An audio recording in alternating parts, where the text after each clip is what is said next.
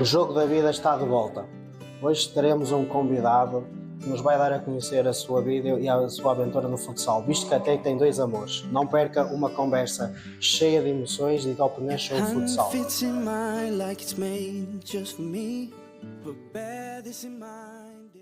Boa noite a todos. Hoje no Jogo da Vida temos aqui um convidado especial que se chama Vítor Oliveira. Olá, Vítor. Boa noite. Olá, tudo bem? Quem é o Vítor Oliveira? Pergunta complexa logo em primeiro lugar.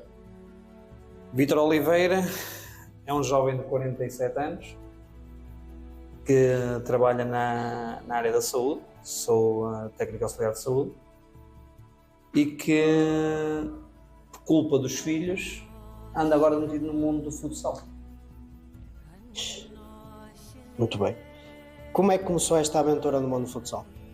Podes-nos contar assim um bocadinho? Sim, resumidamente, a minha entrada no mundo do futsal começou por culpa de outra vertente. Eu sou professor de artes marciais e quando os meus filhos se iniciaram no mundo do futsal no Ricardinho, na altura, Ricardinho Garmidense, chegou ao conhecimento deles que eu tinha conhecimentos de preparação física. Pronto, e a partir daí foi gradualmente sendo puxado para dentro de uma equipa. Neste caso até comecei mais pela equipa feminina e a equipa do meu filho mais velho. Mas pronto, foi assim, foi um processo gradual. Entretanto eles depois mudaram de clube e eu fui para a Casa do Porto e foi sempre assim. Mas essa minha entrada no mundo do futsal foi assim. Pegando e então avançamos, ainda bem que já introduziste a próxima pergunta, sem saber. Onde é que fica, primeiro, podes-nos dizer qual é a arte marcial em si, e onde é que fica no meio disso o futsal e o jiu-jitsu? Podemos dizer aqui que se calhar que tens dois amores desportivos, assim dizendo. Definitivamente tenho dois amores. O jiu-jitsu vem de há muitos anos, já faço há muitos anos, comecei a fazer jiu-jitsu com 25, quase 26 anos. É uma paixão enorme que eu tenho por ele, que nestes últimos anos foi posta ligeiramente de lado para poder acompanhar os meus filhos. E daí nascer a nova paixão. Exatamente. Que é o futsal. Porque eu sempre fui um pai muito presente na vida dos meus filhos e por não gostar de ser aquele famoso pai de bancada que manda habitar e nada percebe, comecei a estudar primeiro pelo mais básico, que é o que uma pessoa deve fazer, não é? Comecei por estudar as regras do futsal, saber o que eles podiam ou não podiam fazer, as faltas como é que eram marcadas, como é que não eram. Pronto, a partir daí começou-se a desenvolver uma certa paixão pelo jogo. Primeiro, pela alegria que via nos meus filhos e o que é que o jogo lhes estava a proporcionar. E aos poucos essa alegria foi passando para mim, essa paixão foi passando para mim. E o contato com certas pessoas que me foram motivando também a gostar, percebiam que poderia ter algum jeito na coisa e foram estimulando esse gosto, e esse gosto foi crescendo. Muito bem. Como todos sabem, aqui o nosso convidado começou como preparador físico, hoje em dia tem um papel mais importante do que é o ser preparador físico, é treinador adjunto. Como é que tu achas que tem sido o teu crescimento ao longo destas épocas todas? Tem sido um crescimento engraçado. A nível de base de preparação física é completamente distinto daquilo que eu sabia para aquilo que eu tive que pôr em prática, porque o mundo das artes marciais é completamente diferente, os aquecimentos que são dados. E depois lá está, é como eu disse há um bocado, com a paixão tudo se consegue. E o estudar um pouco para perceber que os movimentos, principalmente no futsal e com a evolução do treino, não é só aquela preparação física à moda antiga, que é chegar para um atleta a correr e está feito. Não, podia-se coordenar mais coisas. E lá está, e essa interligação depois que temos de preparador físico com treinador adjunto, com treinador principal, saber qual é o objetivo do treino, se vamos, o que é que tipo de treino é que se vai executar, começou-se também a desenvolver uma paixão pela tática e pela técnica também do jogo, não é? E lá está, e eu sempre fui assim, gosto de estudar nesse sentido, gosto muito de estudar. E para poder me integrar mais vezes nas conversas, tive que aprender. É um processo que demora e só é possível também quando és estimulado a tal. E eu fui estimulado, sempre estimulado, a crescer ao ponto de chegar ao patamar que estou. Então podes-nos dizer qual é o momento mais feliz, ou os momentos mais felizes que o futsal te trouxe até agora? As amizades. E os mais tristes? Ou os menos conseguidos, como queiras? Ver os momentos tristes nos olhos dos meus filhos. Agora leva-me a perguntar, e muito bem, tens uma história muito bonita de se ver e de crescimento. Qual é a tua maior referência no futsal? Serão os teus filhos? Os meus filhos... Será a tua esposa? Minha esposa é uma motivadora. Nada. Sem o backbone que ela me dá, seria impossível eu fazer o que faço. Ela simplesmente estimula-me mais. Gostas? Vai. Gostas? Continua. Insiste, vai, persiste, luta. Ela é sem dúvida a pessoa mais importante nesse patamar. Os meus filhos são o amor da minha vida, me levam a fazer tudo, até ao ponto, neste caso, de ter colocado um certo trabalho no meu crescimento evolutivo nas artes marciais, para estar mais tempo com eles. Prefiro, às vezes, prescindir de algo meu para poder dar a eles e estar com eles. Isto no mundo familiar são eles os meus alicerces. Depois, eu aprendi com todos os treinadores com quem estive, desde Kim Pereira, que foi ele o primeiro treinador que me puxou para o futsal, trabalhar com o Mr. José Eduardo, neste caso, também aprendi, trabalhar com o Saki, aprendi, mas sem trabalhar com o Teixeira, na altura como simples preparador físico, e ouvi o Teixeira a falar de futsal contigo, foi estimulante para mim e aprendi muito com ele, mas sem dúvida alguma a pessoa que mais me estimulou fora da minha família foste tu, porque nunca deste nada de barato, puxavas sempre mais por mim. Quando eu dava uma coisa, tu já me estavas a acrescentar algo mais. Não é só, está aqui. Não, então agora dá mais. Agora isto não explica. Então agora vai, executa. Não, fala tu com os atletas. E esse estímulo é importante. Não só no crescimento de um atleta, mas também no crescimento de um treinador. Exatamente. Então podemos dizer que tens várias referências que fazem aquilo que associas àquilo que és hoje. Sim, tenho várias referências. Das pessoas, estamos a falar de pessoas perto. Sim, exatamente, sim.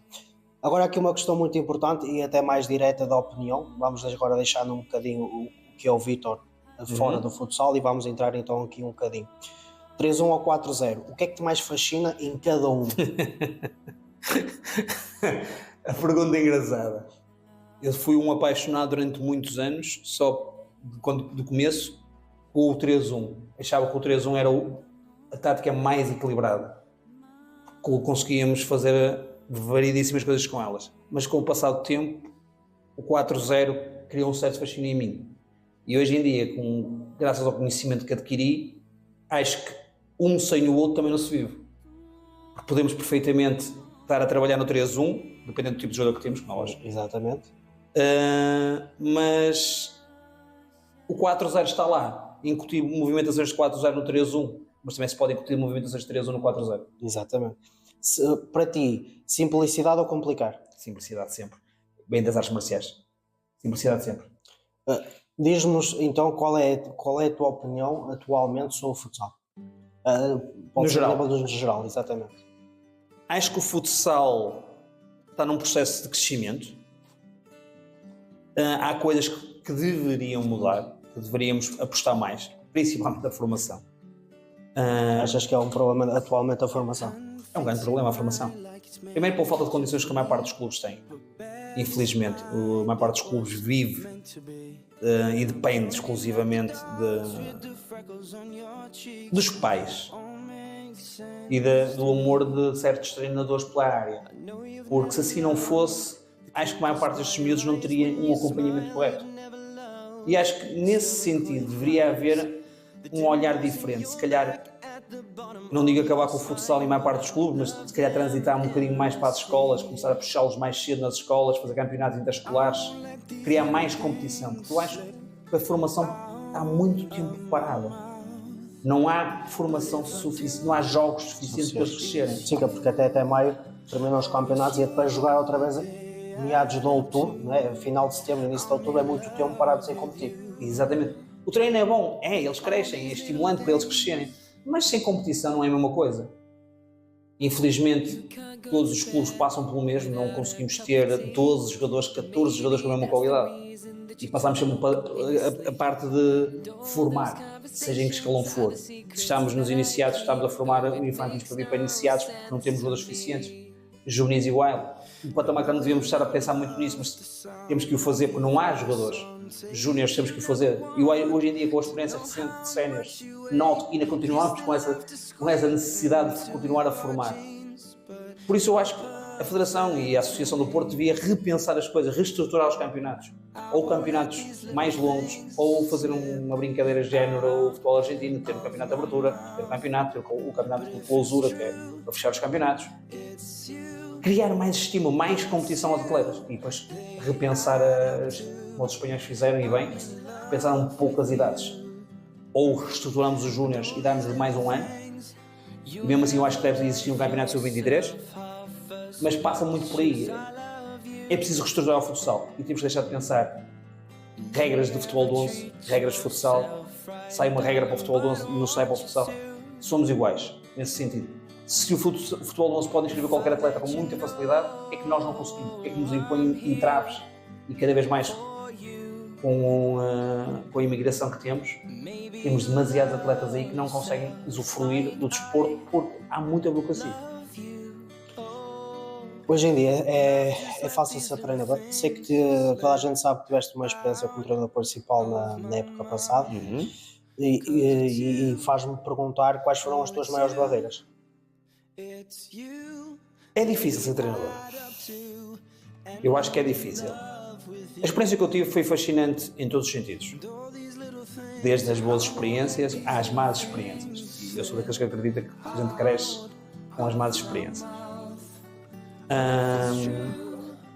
Foi a minha primeira experiência assumida como treinador principal. Foi uma equipa de veteranos, onde um patamar é diferente, porque estamos a falar de homens, a maior parte deles já jogaram futsal, a maior parte deles já se acha treinador, então torna-se um pouco mais difícil ser treinador.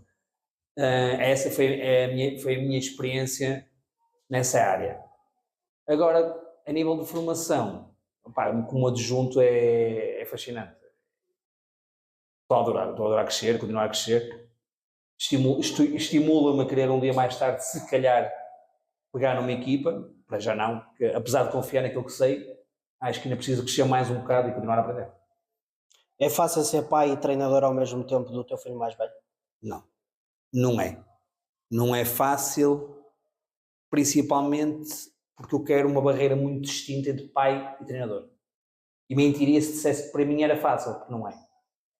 Porque eu sou exigente com o meu filho como pai, mas sou muito mais exigente com o meu filho como treinador. Exijo quase o triplo dele que exijo dos outros. E às vezes sinto que eu ponho um bocado de pressão nesse sentido em cima dele. Eu sei que sim. Mas posso estar errado. Mas é a minha maneira de ver as coisas, é a minha maneira de tentar que ele seja respeitado por uma equipa, que eu respeite pelo jogador que ele é, não por ser o filho do treinador. Eu sei que isso é uma barreira difícil de ultrapassar. É verdade. Qual é o teu maior receio? Ou medo? O meu maior receio? Os meus filhos percam a paixão que têm neste momento pelo futsal. Para o futuro, quais são os teus projetos? Passa por o curso de treinador?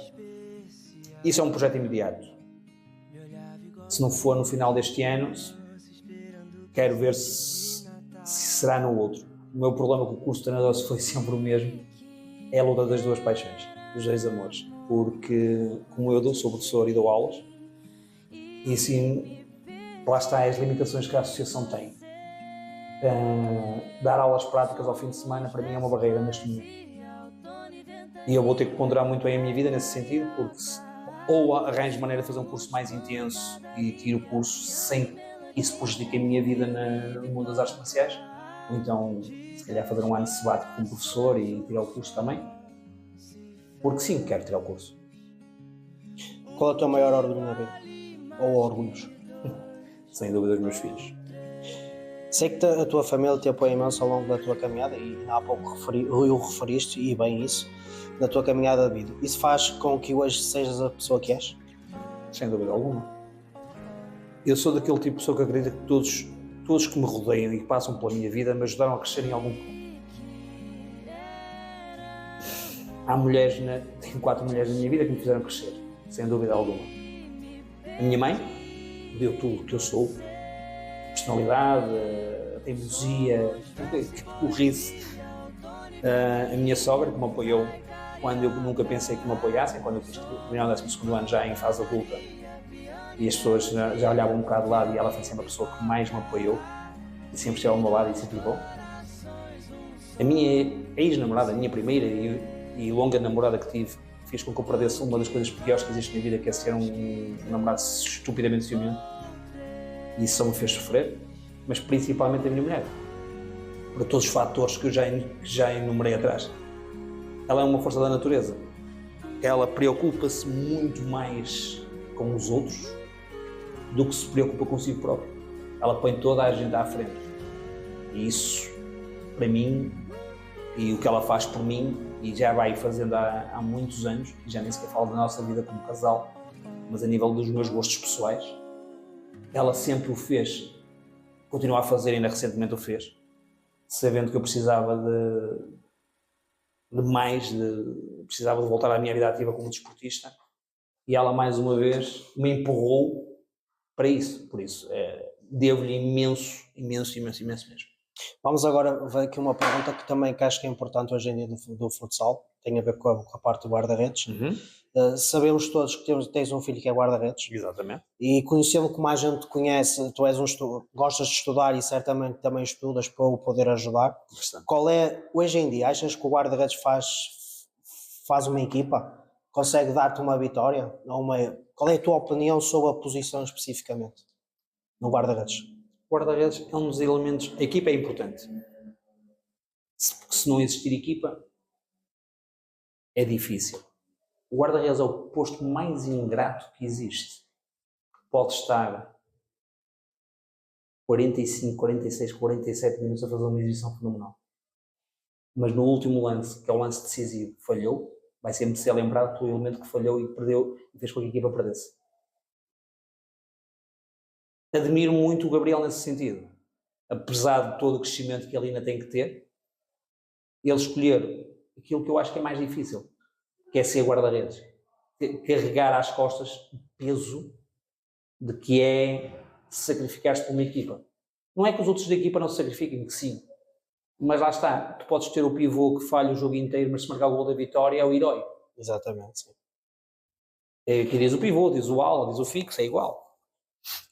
Tu até podes ter feito muitas asneiras durante o jogo, mas se naquele momento crucial marcaste, és o herói. O guarda-redes, lá está, foi aquilo que eu disse no início. Podes estar um jogo inteiro a fazer uma exibição que segurou o resultado, mas teve um azar, teve um descuido, e as pessoas vão olhar de lado para ele. Bom lhe dizer que sim, rapaz, espetacular, o maior do mundo, mas ao fim e ao cabo aquilo que se vai escrever ou que se vai dizer é que filha da mãe, naquele minuto ele não defendeu. Para terminar, temos sempre uma pergunta da praxe, que é: o que é que os teus olhos dizem?